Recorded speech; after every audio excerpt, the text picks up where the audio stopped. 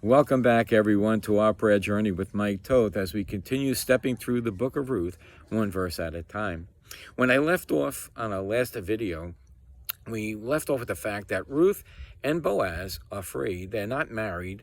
Most marriages were put together by the parents. And Boaz was not a good choice for the reason of his lineage. And Ruth had lost her husband. So they have an opportunity here to meet each other in a regular romance and get together. So I asked who was going to make the first move. Well, it's going to be Boaz making another move toward Ruth. All right, in verse 15, chapter 2, and when she was risen up to glean, Boaz commanded his young men, saying, let her glean even among the sheaves, and reproach her not. So let her take even some sheaves, just pass over them, and let her take them. And let fall also some of the handfuls of purpose for her, and leave them that she may glean them, and rebuke her not. So now, Ruth's got to be saying, boy, God's either blessing me or this guy is. Maybe she even saw the guy, Boaz, go over and talk to his men, and she's putting two to two together. But she's a younger lady, and maybe not that worldly, and maybe does not pick up on it. So let's continue on in verse 17. So she gleaned in the field until evening, and beat out that she had gleaned, and it was about an ephod of barley. So this woman is very unique. She not only got the barley, she took it and she beat it out and separated the good from the bad. And I know it's a lot of work because I did it one time. We grew sunflowers. They grew about 6-8 feet. I took all of our grandkids. We took them in and we tried to separate and pull out all those seeds, and they were big seeds.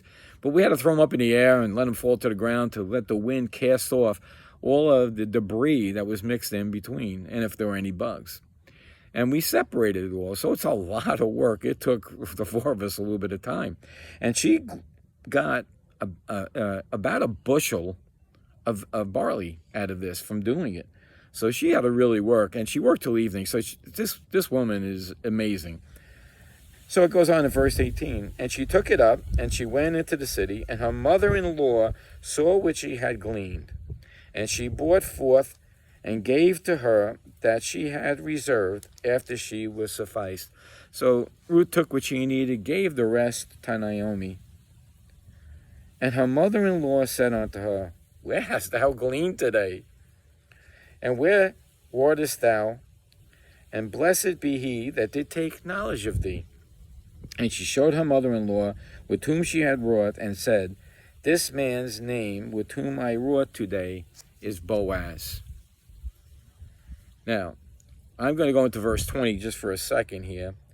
And Naomi said unto her daughter-in-law, blessed be the Lord, for he had not left off his kindness to the living and the dead. And I'm going to go back to that verse in the next video.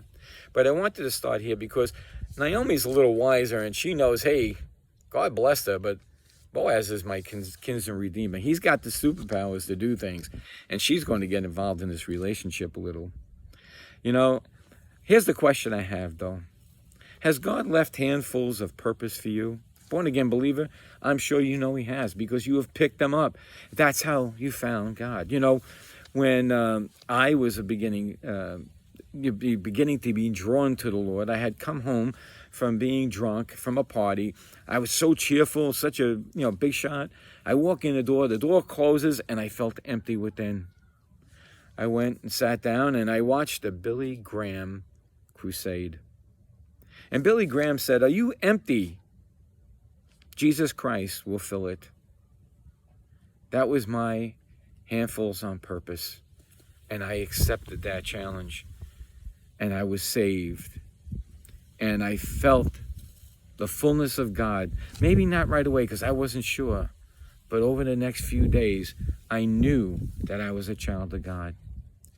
So I know the born-again believers is picked up on handfuls of purpose. But if you're looking in and you're not saved, you've never accepted Jesus Christ as your Lord, this video, other things that are happening in your life, may be your handfuls on purpose. Bend down and pick them up. That's all. You don't need to beat it out. There's no work involved in salvation.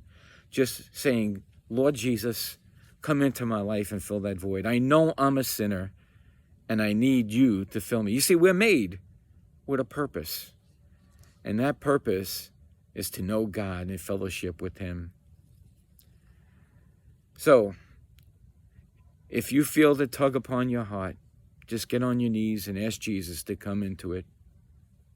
And check our other video out where it tells us, I accepted Jesus Christ, what do I do next? So until next time, everybody, may Jesus increase as we decrease. Thank you.